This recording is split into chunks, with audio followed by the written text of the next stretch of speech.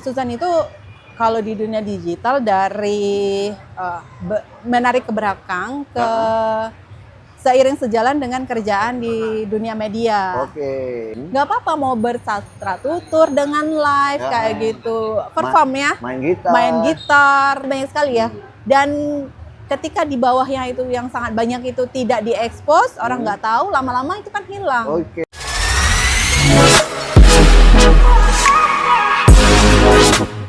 Assalamualaikum warahmatullahi wabarakatuh. Ketemu lagi dengan kami live podcast DKSS, podcast Dewan Kesenian Sumatera Selatan. Yang kali ini kami sangat berbahagia kedatangan sahabat kami, kedatangan teman kami yang sering ketemu di lapangan. Kalau Wong Palembang nyebutnya itu CS, ya tak? CS kami di lapangan kalau ketemu. Dan kebetulan kami secara pribadi udah kenal sangat lama dengan beliau. Beliau ini sangat aktif di berbagai kegiatan, berbagai organisasi. Lingkup pekerjaannya juga sangat unik. Pernah bekerja di media, pernah berkumpul, berorganisasi. Pokoknya bintang tamu ini tidak kalah seru dengan bintang-bintang tamu yang lain. Tidak perlu berlama-lama. Saya kenalkan namanya jeng jeng jeng jeng jeng jeng Mbak Susan Octavia. Luar biasa ya. Kalau orang IO itu base-nya IO tuh emang luar biasa, harus wah ya. Harus wah. Mbak Susan apa kabar? Alhamdulillah baik, Kak Didi. Kita campur-campur ya, karena selamat ya udah jadi ketua Dewan Kesenian Sumatera Selatan ya. Iya, terima kasih Mbak. Jadi Dewan Kesenian ini periode kami nih 2023-2028. Cuma programnya baru terlaksana tahun ini. Jadi ide-idenya tuh udah lama. Program kerja pengurus bikin sebuah podcast untuk menjangkau kawan-kawan seniman di Sumatera Selatan, 17 kabupaten kota. Cuma baru terlaksana di tahun 2025. Masya Allah ini keren banget ya. Karena dunia digital itu memang sudah merambah di skala lini ya, termasuk seni budaya. Kita melihatnya sangat penting dan memang karena luasnya wilayah 17 kabupaten kota, jadi kita berharap media ini dapat bermanfaat juga buat seniman lah khususnya. Jadi DKS ini kan Dewan Kesenian Sumatera Selatan. Mbak Susan apa kabar? Alhamdulillah baik Kak Didi. Kita jarang ketemu terus ya? Ketemu terus kayaknya. ketemu terus. Jadi Mbak Susan ini kawan-kawan atau pemirsa live podcast, kami sudah mengenal lama. Beliau kami kenalnya dari zaman media Palembang TV ya. Kerja di Palembang TV, beliau sempat menjabat sebagai pemimpin redaksi, bayanglah pemimpin redaksi. Berarti bos kami ya. Masya Allah. Jadi pimpinan redaksi di sebuah media. Sekarang juga banyak aktif di organisasi. Kemarin ketemu ikut dilantik di pengurus Dewan Kesenian Palembang. Selamat Mbak Susan ya. Terima kasih Kak Didi. Dan ada lagi apa organisasi yang baru ini yang dilantik oleh Pak Helmi Yaya? Asosiasi Kreator Konten Seluruh Indonesia. Oh iya, Asosiasi Kreator Konten Seluruh Indonesia. Aksi. Mbak Susan sebagai? Sekretaris. Oh, sekretaris. Selamat lagi. Banyaknya organisasi Mbak Susan ini. Masya Allah. Cuma kami Dewan Kesenian Sumatera Selatan hari ini memang kita bicaranya lingkupnya disederhanakan. Jadi kita tidak ngobrol, tidak bicara tentang hal-hal yang terlalu banyak melebar kemana-mana, khusus di kesenian dan bidang. Mungkin ada kaitan dengan Mbak Susan, kami nyebutnya sebagai pemerhati ya, pemerhati.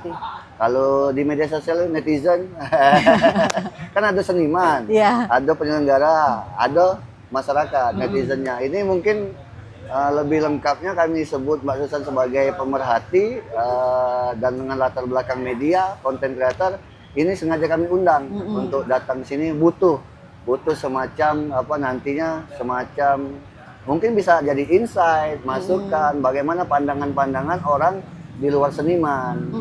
Pandangan-pandangan di mana di luar pemerintahan dan lain sebagainya. Jadi kan kesenian sama budaya ini kan luas, jadi kita butuh juga masukan, insight, komentar, pandangan dari berbagai macam pihak. Jadi alhamdulillah hari ini kedatangan Mbak Susan, jadi kami langsung to the point, boleh? Boleh, siap. Jadi to the point. Ngopi dulu ya.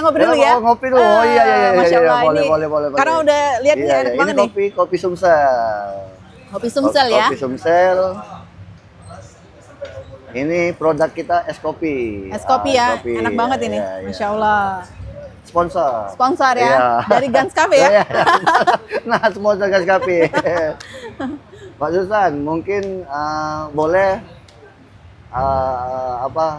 sebagai pembukaan Iya. boleh Mbak Susan. Mungkin ada yang ini, mungkin kenalan sedikit 1 menit. Boleh ramah-ramah Iya. dengan netizen. Oh, Masya Ya, Allah. kan? Ya, Ya. Assalamualaikum warahmatullahi wabarakatuh. Waalaikumsalam. Perkenalkan saya Suzan Oktaria. Biasa kalau di media sosial dikenal Suzanita. Suzanita. Iya. Lengkap Nah. ya? Ada di TikTok, ada. Ada TikTok, Facebook. ada Facebook, IG. Iya, IG. YouTube ada nggak? Ada YouTube juga, Oh, ada. Sama Suzanita. tuh. Suzanita. Iya. Jadi kalau base-nya itu memang Suzan itu kalau di dunia digital dari menarik ke belakang ke seiring sejalan dengan kerjaan di dunia media. Oke. Nah, kalau dulu melihat karena emang kita punya dunia lain ya Iya. selain dunia nyata ya ini dunia maya kayak Dunia gitu. maya. Bukan Dunia maya. bukan dunia goib Iya, ya. goib. Dunia maya.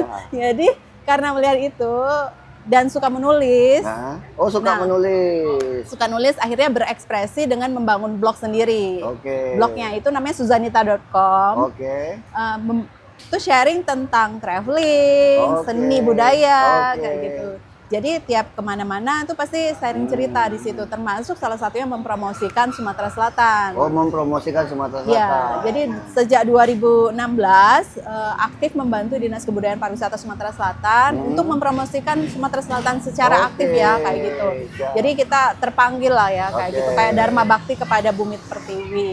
Jadi kalau kita melihat seni budaya di Sumatera Selatan ini kan kalau nggak kita Beragam lestarikan ya? Ya. kan beragam banget. Banyak lagi ya. Udah beragam banyak. Sebagai contoh aja bahasa daerah kita itu kan ada lebih dari 300 bahasa Kak di Iya, Sumatera Selatan. betul. Nah, lama-lama itu terkikis kalau nggak dilestarikan, Iya. kalau nggak dibudayakan. Kesenian pun Termasuk kesenian. iya, setiap daerah punya tari sambut, Iya, punya cerita rakyat, Benar. punya pertunjukan masing-masing. Dan itu tiap kali kalau misalnya ke daerah ngobrolin soal seni budaya tuh nggak ada habisnya, Nggak ada selalu habisnya. menarik kayak Betul gitu. sekali. Tapi sayangnya ya Hmm?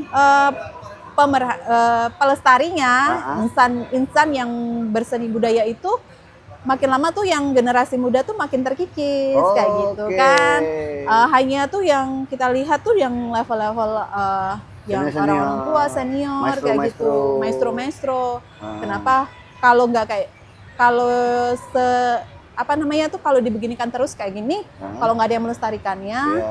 lama-lama hilang seni budaya Namanya, kita. Pelakunya. Iya, pelakunya Iya. kayak gitu dan seni budayanya sendiri Seni hilang budaya. kayak gitu. Apa sih yang kayak seni budaya yang sudah hilang itu salah satunya tuh tepung tawar misalnya. Tepung tawar, Orang ya. tuh mikir apa itu tepung tawar Iya, kan nggak ngerti iya, kayak gitu ya. Terus Terus nenggung mata. Nendung kayak gitu. Nendung mata. Terus kayak kalau di Oki itu ya di Pedamaran itu ada Iya. incang-incang. Incang-incang. Orang kan nggak paham tuh Iya. apa itu incang-incang. Iya. Coba deh tanya sama anak-anak sekarang yang Iya, iya. anak-anak SMP kayak Iya. gitu SD. Tradisi-tradisi di daerah ya. Tradisi-tradisi seni budaya di Sumatera Selatan tuh kalau mereka tanya pasti mereka apa itu? Oke, siap.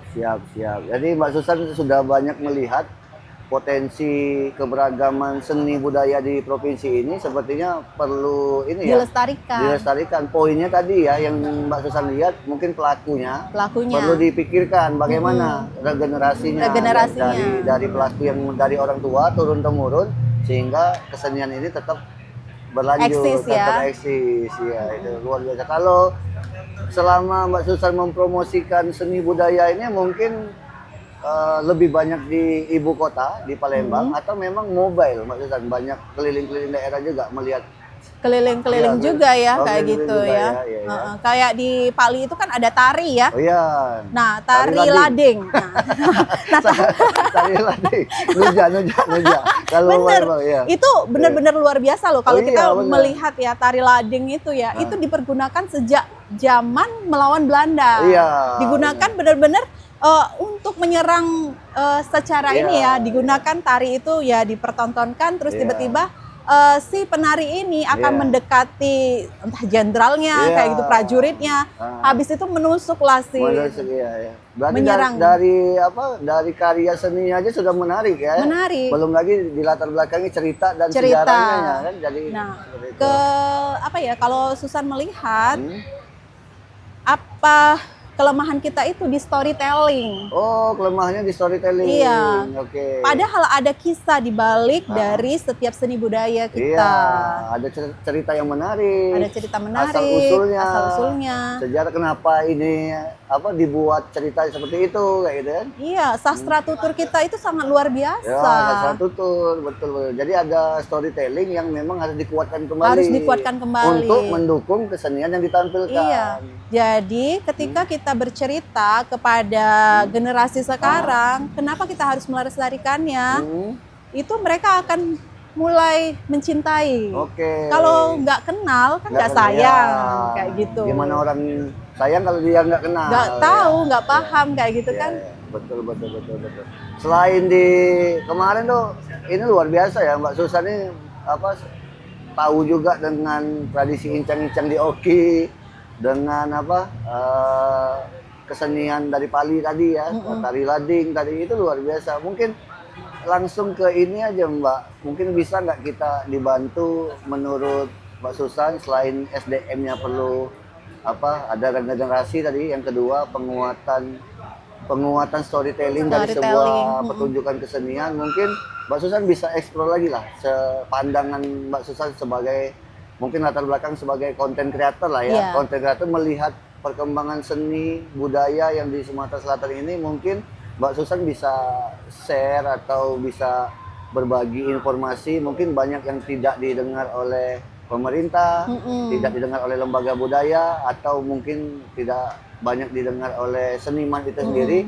Mungkin masukan-masukan bagaimana kita melestarikan seni ini ke depannya ini kan perlu strategi dan upaya. Betul. Nah, mungkin Mbak Susan bisa bantu explore, mungkin ada banyak hal yang perlu kita sampaikan. Yang tadi sudah kita harus bersinergi ya. Oh, harus bersinergi ya. Nah. Kan salah satunya kayak gitu, perannya kalau saya pribadi ya, peran saya untuk tetap menggaungkan, menyuarakan itu ya, kayak gitu. Betapa kita perlu sekali kita bercerita tentang sharing informasi tentang seni budaya kita kayak gitu. Betul. Baik secara tulisan ataupun konten dalam bentuk video dan teks itu penting kayak gitu. Apa yang dilakukan oleh Dewan Kesenian ini saya salut loh Kak, kayak gitu. Iya bener loh, dengan podcast kayak gitu. Ini bener-bener bener-bener harus dilakukan, karena dunia digital itu nggak bisa kita pandang sebelah mata lagi kayak gitu. Informasi nggak bisa person to person, harus lewat media sosial sekarang. Betapa cepatnya pergerakan informasi lewat media sosial. Jadi ketika misalnya kita bercerita nih, selama ini kan kita pahamnya legenda di Pulau Kemaro itu tentang, itu kan legenda yang kalau dilihat sejarah tuh salah kayak gitu ya. Itu bukan cerita sebenarnya, tetapi agar menarik kan dibuat cerita seperti itu. Cerita ini fiksi. Cerita fiksi itu, bukan cerita sebenarnya. Bukan cerita yang sebenarnya. Nah, sebenarnya kalau kita ulik lagi, itu malah lebih menarik lagi kayak gitu. Tapi kan memang ada hal-hal kisah cinta dan bumbu-bumbu fiksi itu harus menarik ini daya tarik pariwisata. Daya tarik pariwisata.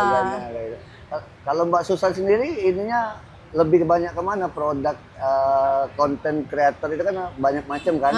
Ada yang bikin istilahnya vlog ya. Ada yang bikin vlog, ada yang bikin tulisan atau gabungan foto, video. Atau hanya backsound saja. Itu kan banyak memang ini ya, memang karena dunia digital itu kan sekarang algoritma berubah-berubah terus Kak.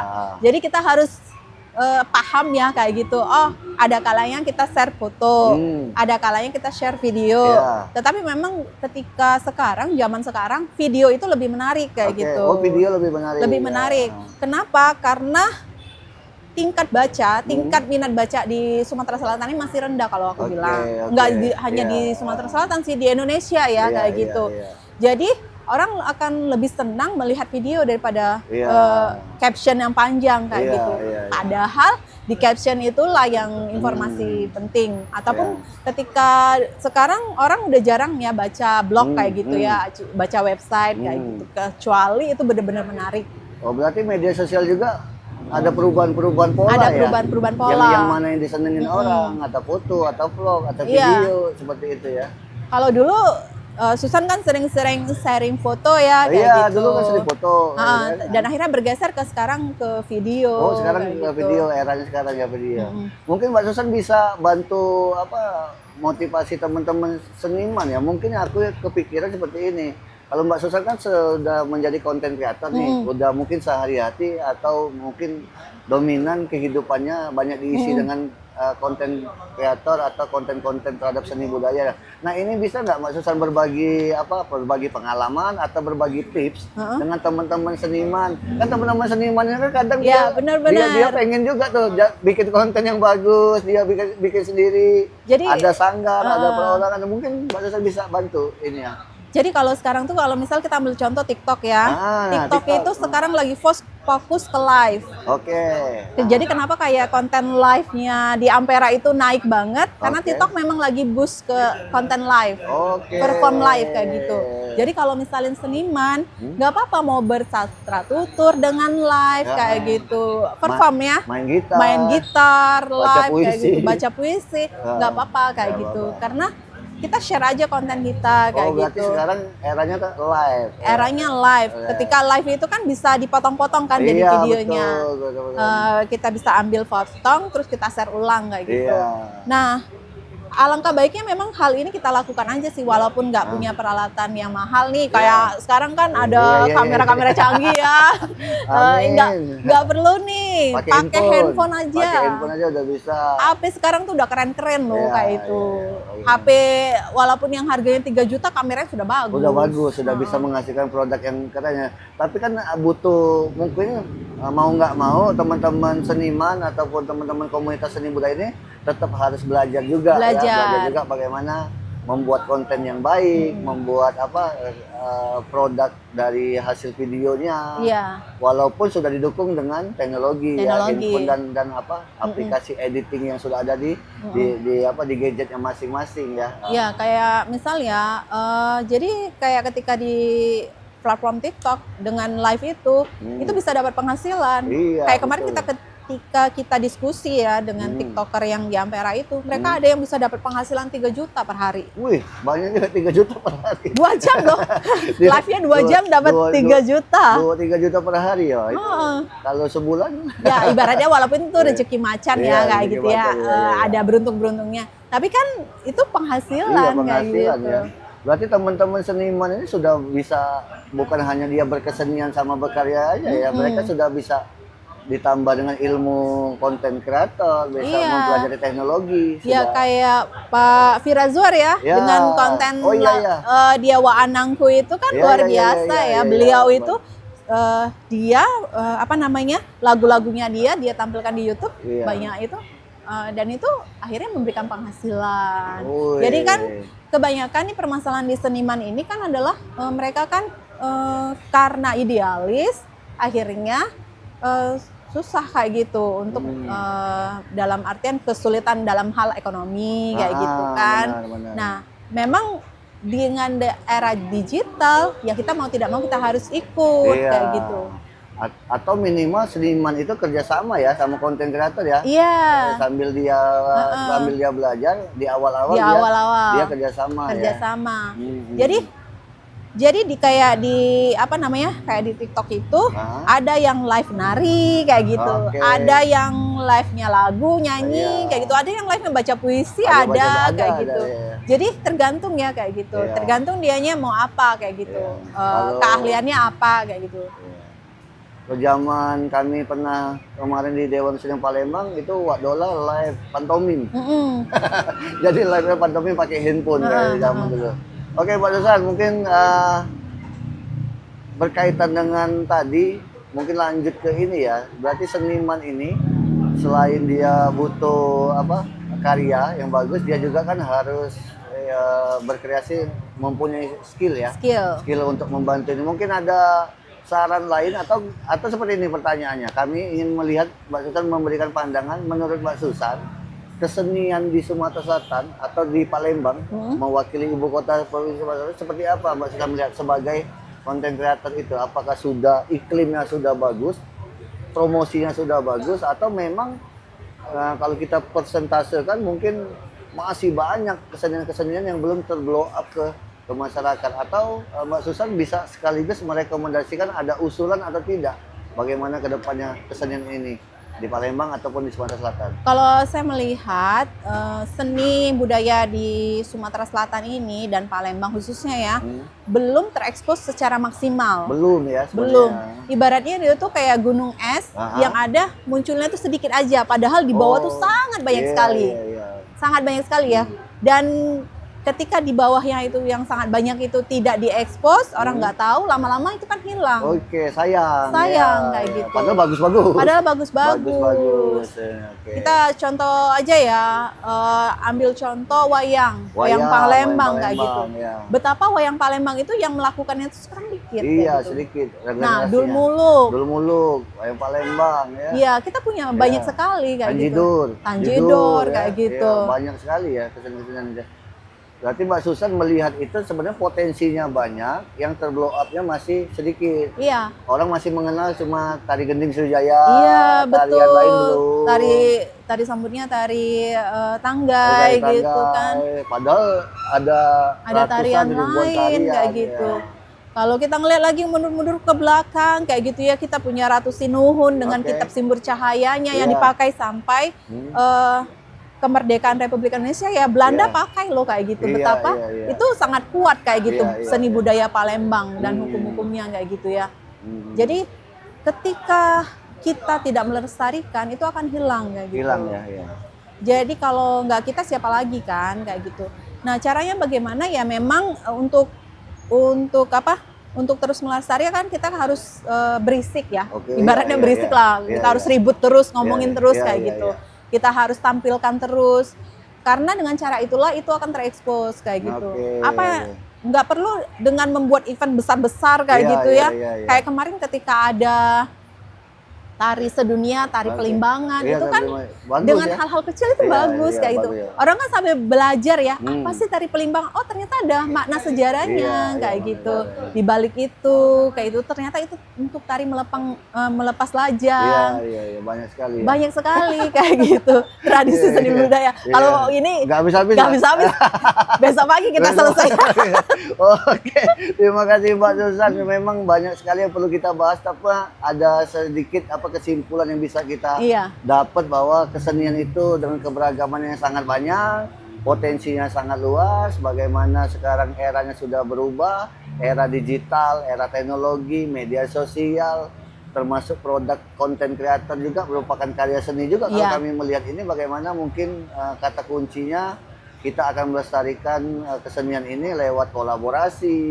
Kita terus mempromosikan kesenian-kesenian yang lain, dan kita juga bagaimana memikirkan juga sumber daya manusia, regenerasi penerusnya. Belum lagi terkait tadi masukan Mbak Susan banyak sekali, regenerasi, storytelling dari sebuah pertunjukan.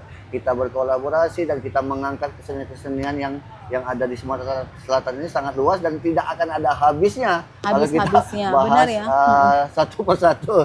Nah, dan tentunya kita butuh payung hukum ya. Salah satunya nanti kan yang akan diperjuangkan itu adalah perda kesenian. Kan? Iya, perda kesenian. Kita butuh hal itu kayak gitu. Dengan adanya perda kesenian, dukungan dari pemerintah, sebuah regulasi, teman-teman seniman lebih fokus. Lebih fokus dan semangat ya. Semangat untuk melestarikan kesenian. Misalkan dari sekolah ya, dari tingkat SD gitu ya, mulailah ada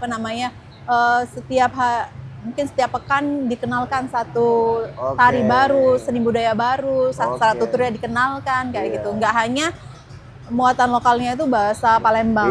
Karena itu kalau hanya itu kan itu sedikit ya kayak gitu.